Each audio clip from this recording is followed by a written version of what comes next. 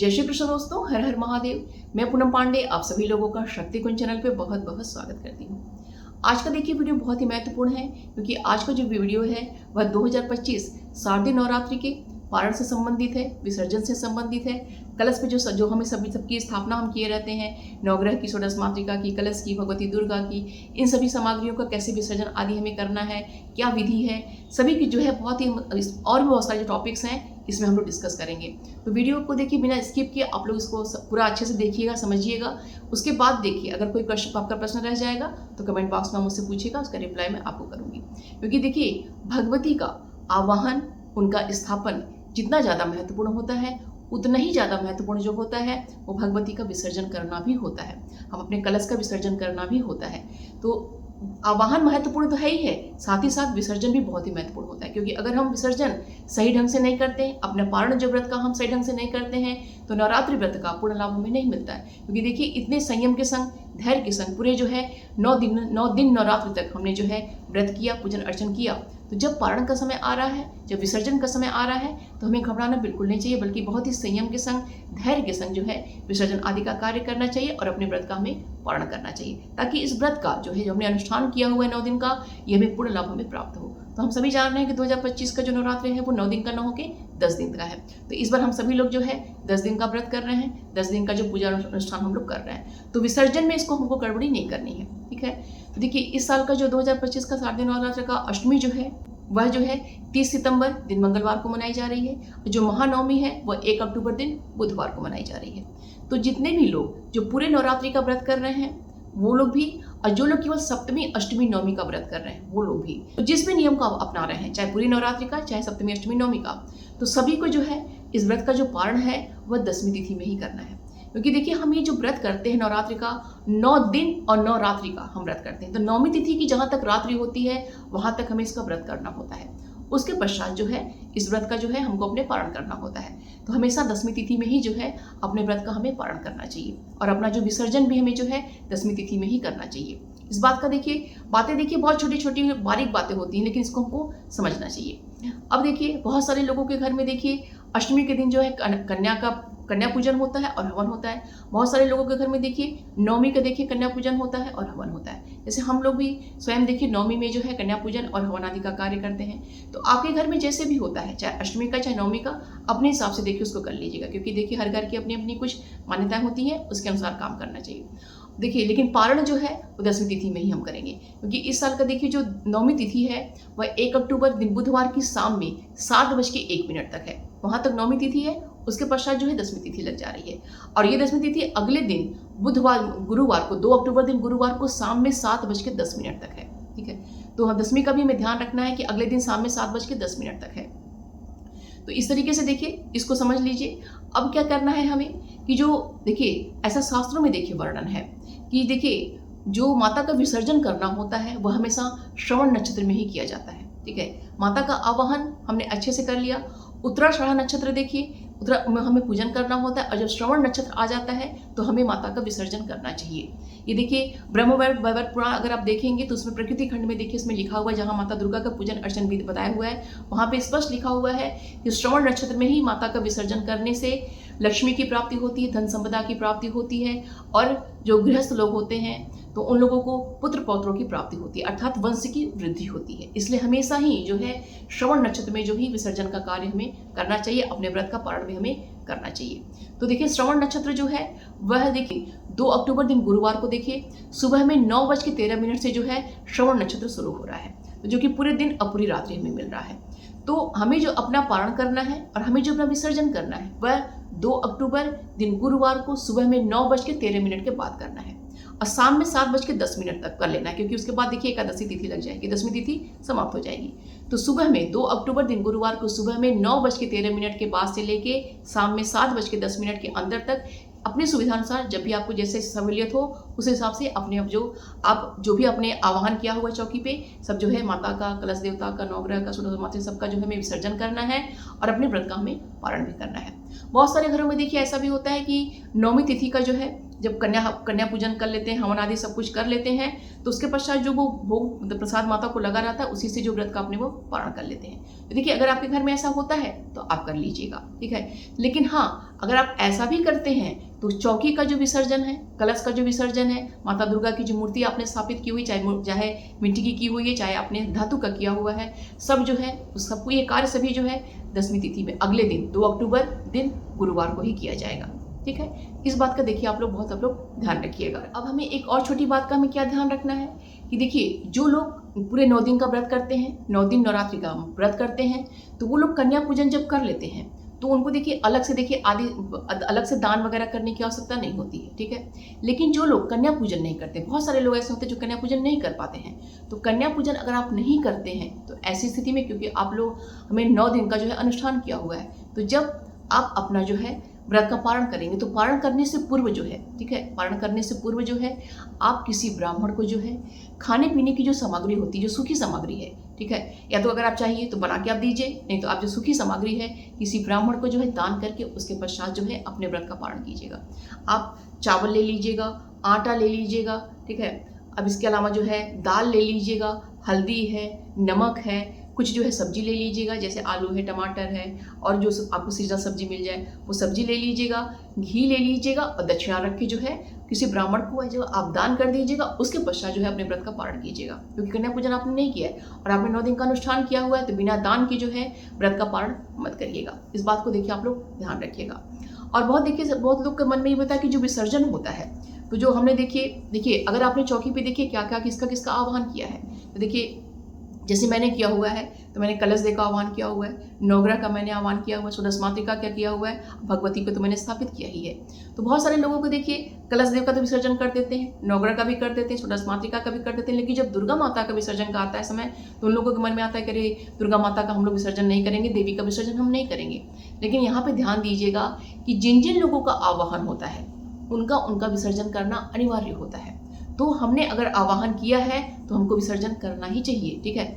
और ये अपने मन से बिल्कुल भ्रम निकाल देना चाहिए कि हम विसर्जन कर देंगे तो हमारे घर से माँ चली जाएंगी। माँ कभी नहीं जाती है, ठीक है। माँ सूक्ष्म रूप से हमारे हृदय में जो है दिव्य ऊर्जा बन के स्थापित होती है। मंत्र भी देखिए हम लोग बोलते हैं, तो मंत्र में भी देखिए हम लोग ये बात बोलते हैं। मैं आगे जब मंत्र आपको बताऊंगी तो उसमें बताऊंगी कि हम उनसे प्रार्थना करते हैं कि हे देवी और जितने भी अन्य लोग हैं, आप लोग अपने अपने स्थान को जो है प्रस्थान करिए, अपना अपना स्थान ग्रहण कीजिए, लेकिन मेरे हृदय में जो है आप दिव्य ऊर्जा बन के आप स्थापित हो जाइए। इस घर को जो है आप आशीर्वाद दे के जाइए, घर में सुख समृद्धि बनी रहे, क्योंकि जो देवी देवता है ना वो सूक्ष्म रूप से हमारे पास विद्यमान रहते हैं, लेकिन अगर हमने उनका आवाहन किया हुआ है तो उनका विसर्जन करना अनिवार्य होता है।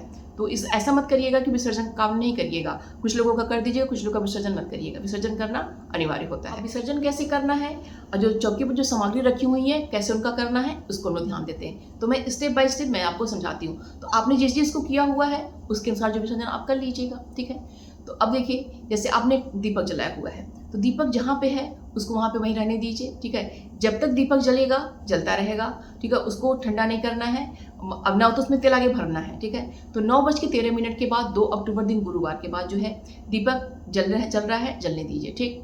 अब देखिए हमने गणेश जी को वहाँ पे स्थापित किया हुआ है, ठीक है, हमने कलश देव को किया हुआ है, नवग्रह को किया, षोडश मातृका को किया हुआ, सबको हमने किया हुआ है। तो पहले जो सामग्रियाँ हैं पहले उसको हम समझते हैं कि जो सामग्रियाँ हैं उनका प्रयोग हम क्या करेंगे, जो हमने ज्वारा बोया हुआ है उसका हम क्या करेंगे।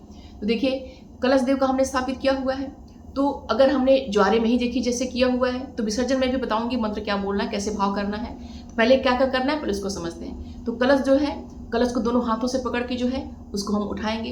अगर बहुत देखिए ऐसा भी होता है कि अलग से कलश रखते हैं, ज्वारा अलग से बोते हैं, तो जैसे भी आपने रखा कलश को दोनों हाथों से पकड़ के जो है नारियल सबसे पहले उसको उठाइएगा, ठीक है। सबसे पहले नारियल उठाना चाहिए, दोनों हाथों से पकड़ के जो है नारियल को उठाना चाहिए। अगर कोई देखिए और कर रहा है तो अपने आंचल में जो है, आपने सूट पहना है तो दुपट्टा में कर लीजिए, साड़ी पहना है तो अपने आंचल में जो है उस नारियल को ले लेना चाहिए, क्योंकि देखिए जो नारियल है वो लक्ष्मी स्वरूप मानी जाती है, तो अपने आंचल में ले लीजिए। अगर स्वयं से कर रही हैं तो भी जो है दोनों हाथों से जो है नारियल उठा के अपने आंचल, जैसे दुपट्टा आपने लिया हुआ है दुपट्टा में अपने आप उसको ले लीजिए, ठीक है। तो उसको लेके फिर किसी एक प्लेट में जो है आप रख लीजिए, लेकिन लीजिएगा अपने आंचल में ही। तो नारियल सबसे पहले आपने उठा लिया, माथे से लगा लिया, आपने उसको एक जगह पर रख दिया।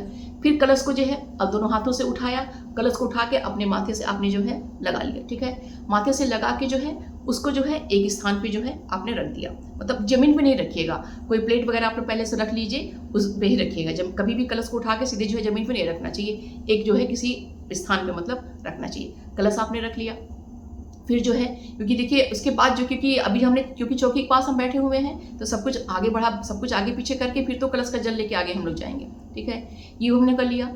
अब जो हमने नवग्रह किया हुआ है तो नवग्रह का जो है हम थोड़ा सा जो सभी हमने बनाया हुआ है उसको आपस में हम मिला देंगे, ठीक है। फिर जो इसको सुपारी जो है एक जगह इकट्ठा कर लेंगे, जो चावल जो है एक जगह इकट्ठा कर लेंगे। ऐसे जो षोडश मातृका है तो अगर हमने जो गेहूं से बनाया है, चावल जैसे भी आपने बनाया हुआ है तो उसको जो है एक जगह इकट्ठा कर लीजिए। अगर सुपारी रखा हुआ है तो एक जगह कर लीजिए। तो नवग्रह की सुपारी और षोडश मातृका की सुपारी जो है एक जगह रख लीजिए। और अगर दोनों का चावल से बनाया हुआ है तो दोनों चावलों को एक जगह कर दीजिए। और अगर एक चावल एक गेहूँ किया तो दोनों को अलग अलग करके एक जगह इकट्ठा कर लीजिए। अब जो है ये हमारा हो गया। फिर जो है हमने जो मूर्ति, अगर मिट्टी की मूर्ति हमने रखी हुई है तो जो मूर्ति को थोड़ा सा जगह से हिला देंगे, फोटो भी जगह से हिला देंगे। तो अगर आपने मूर्ति रखी हुई है तब तो उसको हम विसर्जित करेंगे, चाहे आप जाए गंगा जी में जाके विसर्जित करें या किसी बहते हुए जल में जो है आप विसर्जित करें, या फिर घर में ही जो है कोई बड़ा सा जो बर्तन लीजिए, उसमें गंगा जल डालिए, फिर उसमें जल भरिए और उसमें अविसर्जित कीजिए, ठीक है। अगर आपकी धातु की मूर्ति है, चाहे आपकी चांदी की हो चाहे आपकी पीतल की हो मूर्ति है, तो उसको जो है आप अपने मंदिर में स्थापित कर लीजिए। अगर फोटो है तो फोटो को भी देखिए आप अपने जो मंदिर में स्थापित कर लीजिए, या फिर बहुत सारे लोग होते हैं कि केवल पूजा के समय फोटो निकालते हैं उसके बाद जो है उसको रख देते हैं। तो ऐसी स्थिति में जो उसको जो है किसी कपड़े में अच्छे से, लाल कपड़े में, पीले कपड़े में बांध के जो है रैप करके उसको जहाँ आपको रखना है वहाँ आप रख दीजिए, ठीक है। अब जो चौकी पे हमने कपड़ा लगाया हुआ है, जो हमने कपड़ा बिछाया हुआ है, उसको देखिए आप उसको उठा के उसको अच्छे से फिर बाद में जो है उसको धुल के आप अपना प्रयोग कर लीजिए। अगर आपको दान करने की इच्छा है तो उसको आप दान भी कर सकते हैं, ठीक है, वो आपके ऊपर है। आप प्रयोग भी कर सकते हैं, दान भी कर सकते हैं। और जो हमने अनाज, जो पूर्ण पात्र हमने कलश पे रखा हुआ है उसमें भी हमने चावल भर के रखा हुआ है। ये सभी जो चीज़ें हैं, जो अनाज है, चाहे गेहूँ है चाहे चावल है, ये सभी जो है पशु को, पक्षी को, उनको खाने को दे दीजिएगा, ठीक है। अब नारियल का क्या करना है, इस पर बहुत सारे लोग कंफ्यूज रहते हैं कि नारियल का हमें क्या करना है। तो अब देखिए कलश भी देखिए दो तरीके से होता है, या तो मिट्टी का कलश हम स्थापित करते हैं या फिर जो है पीतल का, तांबे का या कांसे का हम करते हैं। तो अगर मिट्टी का आपने स्थापित किया हुआ है, ठीक है, कलश, तो आप जो है इसको जल जो है आप जो है पूरे घर में, पहले जो कलश का जो जल है पूरे घर में छिड़केंगे, चाहे कोई भी कलश आपका हो, जो पूरे घर में छिड़केंगे। उसके पश्चात जो है जो आपके घर में सदस्य हैं उनके ऊपर भी छिड़किएगा, सबके माथे पे छिड़किएगा। उसके पश्चात जो जल बच जाएगा वो जो किसी गमले में उसमें आपको डाल दीजिएगा। मिट्टी का देखिए अगर आपने कलश रखा हुआ है तो उसको देखिए आप उसको धूप में सुखा दीजिए, ठीक। अगर आपका जो पीतल का कलश आदि है तो उसको भी आपका प्रयोग आप करेंगे ही। तो देखिए अब कलश देखिए, कलश में लोगों देखिए क्या, पहले नारियल समझते हैं। नारियल को क्या करना है कि कुछ लोग देखिए, सब देखिए अलग अलग घरों की देखिए अलग अलग मान्यताएं हैं। कुछ लोग नारियल को देखिए फोड़ के जो है प्रसाद स्वरूप में खा जाते हैं, बहुत सारे लोग करते हैं। कुछ लोग जो है जो जैसे ज्वारे जो जल प्रवाह करने जाएंगे तो ज्वारे के संग जो है नारियल भी जो जल प्रवाह कर देंगे, ठीक। कुछ लोग जो है जो नारियल को जो है किसी मंदिर में दान कर देते हैं। कुछ लोग जो है नारियल को जो है जो हम लोग क्योंकि लाल कपड़े में लपेट के रखे ही रहते हैं उसको जो है अपने लॉकर में रख देते हैं। कुछ लोग जो है उस नारियल को जो है उसी कपड़े में लपेट के अपनी जो मुख्य द्वार के अंदर की तरफ लटका के रख देते हैं। कुछ लोग जो है नारियल को जो है उसका जो मंगल कलश बना के रख देते हैं। अब मंगल कैसे कलश बनाया जाता है उसको भी एक लोग समझ लेते हैं। देखिए जो अगर मिट्टी की कलश आपने ली हुई है चाहे पीतल का, अगर आपके पास 2 कलश है तो आप बहुत अच्छे से कर सकते हैं। मिट्टी का एक है तो उसको भी कर सकते हैं। तो जो पहले कलश को अच्छे से सुखा लीजिए, क्योंकि अगर मिट्टी का है तो क्योंकि गीली रहेगी तो आपको जो है जो उसमें अनाज आप रखेंगे उसमें जो है कीड़ा लग जाएगा। तो हमें क्या करना है कि जो मिट्टी का कलश है तो उसको धूप में अच्छे सुखा लीजिए पहले। अगर आपका जो पीतल का कलश है तो अगर आपके पास 2 कलश है तो एक का कलश बना लीजिए, मंगल कलश बना लीजिए, एक को ऐसे रहने दीजिए। तो कलश को देखिए अच्छे से धो के सुखा के सब कुछ करके उसमें जो है आप साबुत चावल भरिए, ठीक है, टूटा हुआ नहीं, साबुत चावल भर लीजिए। चावल में देखिए आप देसी कपूर जो है अच्छे से उसमें देसी कपूर मिला लीजिए, उसमें जो है लौंग मिला लीजिए, उसमें जो इलायची मिला लीजिए, और उसमें जो है जो सिक्का है, चांदी का सिक्का भी रख सकते हैं, नॉर्मल सिक्का भी आप करके उसमें जो है आप रख दीजिए। जो कलश को अपने जो भर दीजिए, ठीक है, कलश को भर के उसी के ऊपर जो नारियल हमने चढ़ाया हुआ है ना उसी नारियल को जो है उस कलश पे आप रख दीजिए। आपके कलश पे जो है अपना स्वास्तिक अगर आपका मतलब हट गया है, क्योंकि अब हमने सब कुछ हटाया बढ़ाया तो हट गया होगा, तो उसमें अच्छे से जो है स्वास्तिक उस पर आप बना दीजिए, ठीक है, या फिर ओम लिख दीजिए, स्वास्तिक दोनों कर दीजिए। बना के जो है आप अपने पूजा रूम में जो है पूजा रूम में भी रख सकते हैं और अपने किचन में भी जो है एक जगह कॉर्नर में जो आप वहाँ भी रख सकते हैं। अब किचन में देखिए मैं मना क्यों करूँगी, किचन में देखिए क्योंकि देखिए सिंगल परिवार में मोस्टली हम लोग रहते हैं, तो शुद्ध अशुद्ध सब अवस्था में देखिए हम लोग किचन में जाते रहते हैं, तो वहाँ पे देखिए थोड़ा सा जो है टच होने का चांस रहता है। क्योंकि मान लीजिए हम टच कर दिए, कुछ ऐसा हो गया, देखिए रख सकते हैं वहाँ पे, अगर आप चाहे नहीं, आपको लगता है कि नहीं वहाँ पे हमने हमारा डिस्टर्ब नहीं होगा, तो आप अपने किचन में भी जो है ईशान कोण में जो है उत्तर के पूर्व की दिशा में जो है आप वहाँ रख सकते हैं, या फिर अपने पूजा मंदिर में भी जो है ईशान कोण में भी जो आप वहाँ पे रख सकते हैं। और ऐसा नहीं है कि आपको डेली वहाँ पे ऐसा कुछ विशेष वहाँ पे करना है। मंगल कलश बना के आपने, क्योंकि उसी नारियल पे आपने देवी का आवाहन किया था, उसी कलश को आपने प्रयोग किया था, तो उसमें अनाज भर के उसमें जो है इलायची, कपूर, लौंग जो है दक्षिण सिक्का के संग जो है हमने भर के रखा हुआ है, तो वहाँ पे मंगल कलश बना के भी आप इसको रख सकते हैं। बस डेली जो आप देवी जो है आप जो है आरती वगैरह करेंगे, धूप दिखाएंगे, सबको दिखाएंगे, तो उनको भी दिखा दीजिएगा। एक पुष्प जो है कलश के पास आप रख दीजिएगा। किस तरीके से मंगल कलश बना के उसको आप रख सकते हैं। अब देखिए जो ज्वारा हमने बोया हुआ है, तो ज्वारे को हमें क्या करना है, तो ज्वारा जो देखिए अगर आपने किसी पात्र में रखा हुआ है, तो पात्र जो है मिट्टी का अगर है तो उसमें जो है आप चिड़ियों को जल भर के उसमें रख दीजिए। अगर बहुत लोग देखिए वो जो डलिया नहीं होती है बांस की, उसमें भी लोग लगा के रखते हैं, तो उसमें अगर है तो आप डलिया अपना यूज़ कर लीजिए। अगर ज़मीन पर रखा हुआ है तो भी कोई टेंशन ही नहीं है। जो ज्वारा जो होता है पूरा जो है उसको देखिए कायदे तो उसको जल प्रवाह ही करना चाहिए, ठीक है। लेकिन जल प्रवाह करने से पहले, ठीक है, उसको हमें कुछ जो है उसमें से कुछ दो चार जो है ज्वारे निकाल के अपने कान के ऊपर रखना चाहिए। अपने जितने भी घर के सदस्य हैं उनके कान पे, क्योंकि प्रसाद होता है, ये माता का प्रसाद होता है ये, तो अपने कान के सबके ऊपर कान के ऊपर रख देना चाहिए। उस ज्वारे को जो है लाल कपड़े में लपेट के अपने लॉकर में रख देना चाहिए। उस ज्वारे को जो है अपनी दुर्गा सप्तशती जिसको हम लोग पढ़ते हैं उसमें जो है जो उसके एक आध दो धागे जो उसमें भी हमें रखना चाहिए। मैं हमेशा रखती हूँ, तो उसमें भी हम रख सकते हैं। ऐसे ही जो है ज्वारे जो है एक आध दो जो है अपने पर्स में आप रख लीजिए। बच्चों की जो पुस्तकें हैं, जो उनका स्टडी टेबल है, वहाँ पे आप रख दीजिए। आपका पर्स है, आपके हस्बैंड का पर्स है, उसमें भी रख दीजिए। तो देखिए बस ध्यान रखना है कि वो पैर से ना लगे, ठीक है। इसीलिए थोड़ी थोड़ी मात्रा में एक दो पीस, जो 2 पीस, 4 पीस, 3 पीस, 5 पीस जो है करके एक धागे में पतली जो है मौली ले लीजिएगा, उसको जो है थोड़ा सा 1-2 गांठ उसमें लगा दीजिएगा, तो बिखरेगा नहीं। जहाँ भी रखना है ढंग से प्रॉपर वे में उसको रखिएगा, क्योंकि प्रसाद स्वरूप में होता है। वो 6 महीने तक देखिए आपका रहेगा। तो आप जो अगली बार चैत्र नवरात्र में करेंगी, अगर आप गुप्त नवरात्र में भी करती होंगी तो आपका 3 महीना ही रहेगा। अब लेकिन बहुत लोग जो है ज्वारे नहीं बोते हैं गुप्त नवरात्र में, तो अगर आप 6 महीने पर करती हैं तो जब चैत्र नवरात्र आपका आएगा तो उसको जो पुराने वाले को हटाइएगा, नया जो है आप उसको रख दीजिएगा। ऐसे ही देखिए मंगल कलश भी जो हम लोगों ने बनाया है, तो जब अगला जो नवरात्र आ जाएगा तो जो है पुराना जो है नारियल हम हटाएंगे और कलश भी हटाएंगे हम, और जो नया जो है उसको हम रखेंगे। और जो इसके अंदर का भरा हुआ सामान जो रहेगा उसको जो है आप उसी को जो है, अगर उसमें कीड़ा वगैरह नहीं लगा है तो उसी को वापस आप भर सकते हैं। अगर आपको लग रहा है कि एक आध दो जो चावल है तो एक आध दो घून उसमें आ गया है, तो चावल को आप बदल दीजिए, ठीक है। चावल को आप बदल दीजिए, उसको जो है आप अपना यूज़ कर लीजिए। आप नया जो है फ्रेश जो है अगले में चावल भर के उसमें ऐसे ही जो करके उसको आप रख दीजिए, ठीक है। सुपारी जो है जो हमने रखा हुआ है, सुपारी जो है आप गंगा जल से धो के स्वयं भी प्रयोग कर सकते हैं, या फिर उस सुपारी को जो है ब्राह्मण को आप दान भी कर सकते हैं। इस तरीके से इसको आप लोग कर सकते हैं। अब हमने सामग्री समझ लिया कैसे कैसे यूज़ करना है। अब विसर्जन कैसे करना है पहले वो हम देखते हैं। तो देखिए 10वीं तिथि में देखिए 9 दिन हमने पूजन अर्चन अच्छे से किया, तो 10वीं तिथि में विसर्जन करने में ऐसा नहीं है कि सुबह आप उठे, नहाए धोए सीधे विसर्जन कर दिया, ऐसा बिल्कुल नहीं करिएगा। सुबह उठ के जो है नहाइएगा, धोइएगा, प्रॉपर ढंग से उनका पूजन करिएगा, ठीक है। थोड़ा शॉर्ट कर में करेंगे लेकिन पूजन जरूर करना है। ढेर सारा फूल नहीं चढ़ाएंगे, थोड़ा ही फूल चढ़ाएंगे, उनका आरती करेंगे, उनको दीप दिखाएंगे, उनको भोग लगाएंगे, उनको दक्षिणा चढ़ाएंगे, सब पूजा उनका हम करेंगे। पूजा हम कर लेंगे, उसके पश्चात जो है विसर्जन करेंगे। इसलिए मैंने कहा कि धैर्य के संग अच्छे से विसर्जन करना है। ऐसा नहीं कि घबरा के 9 दिन हमने पूजा किया, व्रत किया, अब बस विसर्जन करना है तो बस जल्दी से विसर्जन कर दो, ऐसा बिल्कुल नहीं करिएगा। प्रॉपर ढंग से उनका आरती वगैरह करके, पूजन वगैरह करके, भोग आदि लगा के उसके पश्चात ही विसर्जन आप लोग करिएगा। जब हमने पूजा कर लिया देवी का, जितना भी लोग को हमने बुलाया, पूजन कर लिया, तो अपने जो है लेफ्ट हैंड में अर्थात जो अपने बाएं हाथ में जो है हम अक्षत लेंगे, ठीक, और अपने सीधे हाथ से जो है अक्षत जो है हमको सबके ऊपर हमको डालना है। तो क्या पहले कैसे समझ लीजिए कैसे बोलना है, ठीक है। मंत्र देखिए जिस क्रम में हमने बुलाया उसी क्रम में हमको पहले विदा करना है, ठीक है। तो सबसे पहले आपने जिसको बुलाया है, देखिए आप ऐसा भी कर सकते हैं कि एक बार जो है सबके ऊपर छिड़क दीजिए, या फिर देखिए भाव के संग अगर आपको अलग अलग करना है, क्योंकि जो मंत्र हम बोलेंगे तो जब देवी को करेंगे तो परमेश्वरी बोलेंगे, और देवता को लोग को करेंगे जैसे कलश देव हैं, नवग्रह देवता हैं, तो इनको हम लोग मंत्र में परमेश्वर बोलेंगे। और जो षोडश मातृका है, भगवती दुर्गा है, इन लोगों को हम परमेश्वरी बोलेंगे। मंत्र में हमें यहाँ पे ध्यान देना है, तो इसलिए अलग अलग करिएगा। ज़्यादा अच्छा, थोड़ा समय 5 मिनट ज़्यादा लग जाएगा लेकिन अच्छे से करिएगा।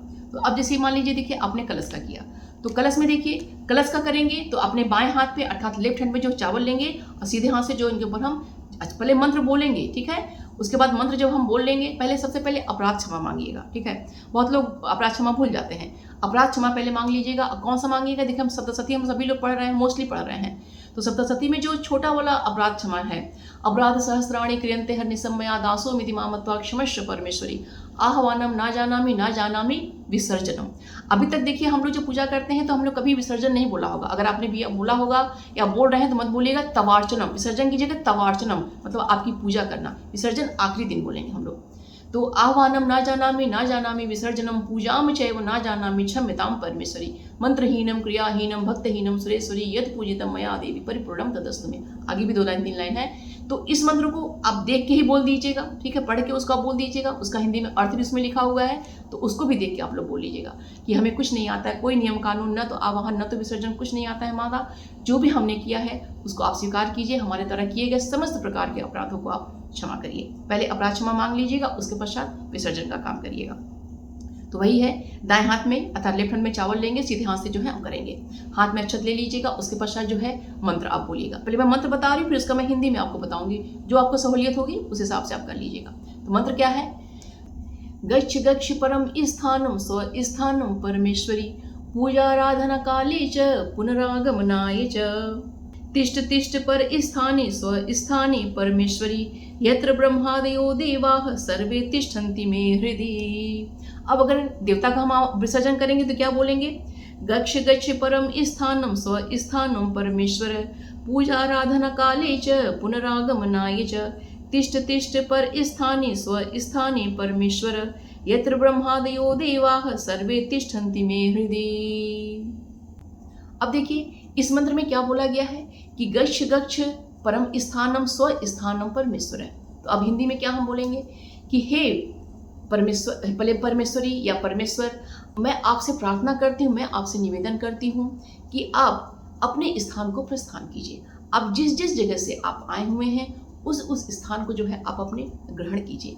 और मैं आपसे सविनय निवेदन करती हूँ, आपसे प्रार्थना करती हूँ कि हे देव, आप जो है, मैं पुनः जब पूजन करूं, जब मैं आपका आवाहन करूं, तो आप मेरी पूजा में जो है उपस्थित होइए। मेरी पूजा को आप ग्रहण करिएगा, मेरी पूजा को आप स्वीकार करिएगा, ठीक है। तो इस तरीके से जिस भी देवता को, जैसे वरुण देवता को कर रहे हैं तो उनको आप इस तरह से बोलिएगा, ठीक है, कि जो अभी मैंने बोला उनको बोलिएगा। जाने से पहले आप मेरे परिवार को जो है आशीर्वाद दे के जाइए, मुझे आशीर्वाद दे के जाइए, मेरे बच्चों को, मेरे पति को, मेरे परिवार को जो है आप आशीर्वाद दे के जाइए कि मेरे घर में जो है धन समृद्धि जो है बनी रहे। हमारा जो विवेक है वो अच्छे से कार्य करें, हम जो है अच्छे कर्म करें, सदकर्म करें हम, तो हमारे घर में धन धान्य की वृद्धि रहे, कोई कमी ना होने पाए, और हमारे द्वारा किए गए अपराधों को क्षमा कर दीजिएगा। इस तरह से बोल के, भाव करके जो है उनका विसर्जन करना है। फिर जो है बोलिएगा कि आप जो है अब सूक्ष्म रूप से दिव्य ऊर्जा बन के हमारे हृदय में जो है स्थापित हो जाइए। क्योंकि देखिए, पीछे नीचे वो लाइन जो संस्कृत में हमने बोला ना, ये तो ब्रह्मादिगो देवा, वो उसमें जो यही है कि हमारे हृदय में जो है दिव्य ऊर्जा बन के आप स्थापित हो जाइए, ठीक। तो इतना बोल के जो है आप उनके ऊपर जो है सीधे हाथ से अक्षत छोड़ दीजिएगा। तो ये आपका देखिए हो गया, ठीक है, कलश देवता का। ऐसे जो है नवग्रह, अगर नवग्रह किया हुआ है तो नवग्रह को भी कीजिएगा। ऐसे जो मंत्र उनको बोल दीजिएगा, ऐसे उनसे भी आप भाव कर लीजिएगा। ऐसे फिर जो है षोडश मातृका को कर दीजिएगा, बस वहाँ पे परमेश्वरी बोलिएगा। ऐसे ही हे देवी मतलब करके उनका विसर्जन कर दीजिएगा। फिर जो है भगवती दुर्गा का जो आपने किया हुआ है उनको भी कर दीजिएगा, ठीक है।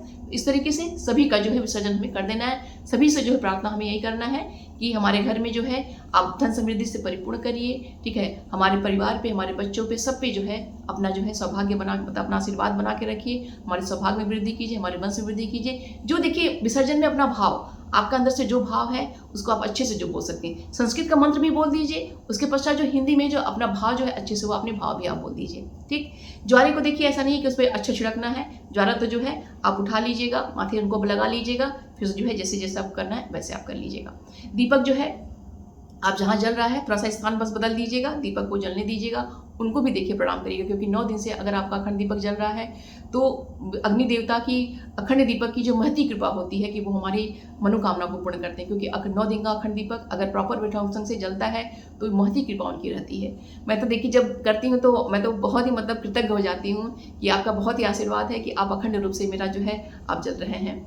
तो अब ऐसे ही आशीर्वाद बना के रखिएगा, ठीक है। क्योंकि देखिए अग्निदेव अगर हमारे वहाँ उपस्थित ना हो तो हमारा जो पूजा पूर्ण और सफल नहीं होता है। तो ऐसे ही जो दीपक को जलने दीजिएगा। और जब सभी सामग्री जब हम हटा लेंगे ना, तो चौकी भी हटा लेंगे हम, ठीक है, चौकी अपनी हम खड़ा कर देंगे। तो वो जगह जो है सुना सुना लगता है, तो क्योंकि दीपक तो हमारा जब तक तेल रहेगा जलता रहेगा, लेकिन जब चौकी वगैरह तो खाली लगता है, तो उस जगह को देखिए ना खाली मत रहने दीजिएगा, ठीक है। या तो उसी जगह पे देखिए कुछ पुष्प रख दीजिए, उसी पुष्प के ऊपर वो दीपक भी आप रख सकती हैं, उठा के दीपक वहाँ रख दीजिए, दीपक वहाँ जलने दीजिए। क्योंकि मतलब तुरंत जो है खाली खाली ना लगे, क्योंकि बहुत खाली जो करते हैं उनको समझ में आता होगा कि जब चौकी वगैरह हटा देते हैं, विसर्जन सब कुछ हो जाता है, तो जैसे लगता है कि कोई चला गया, बहुत अंदर से फील होता है, घर खाली खाली लग, जहाँ पे करते हैं वहाँ खाली खाली लगने लगता है। तो वहाँ पे जो है कुछ पुष्प रख लीजिएगा, पुष्प के ऊपर जो दीपक आप जला के रख दीजिएगा, ताकि वहाँ पे लगे कि हाँ दिव्य ऊर्जा वहाँ पे स्थापित है, ठीक है। तो इस तरीके से आप जो है विसर्जन अपना कर लीजिएगा।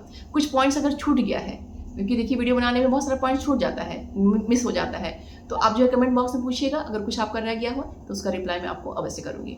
तो उम्मीद करती हूँ कि वीडियो आप सभी के लिए बहुत ही हेल्पफुल होगा। वीडियो पसंद आएगा तो प्लीज़ लाइक करिएगा, शेयर कीजिएगा। चैनल पे अगर नए हैं तो प्लीज़ चैनल को सब्सक्राइब अवश्य कर लीजिएगा। मिलते हैं अगली वीडियो में। अपना और अपनों का ख्याल रखिएगा। जय श्री कृष्ण, हर हर महादेव।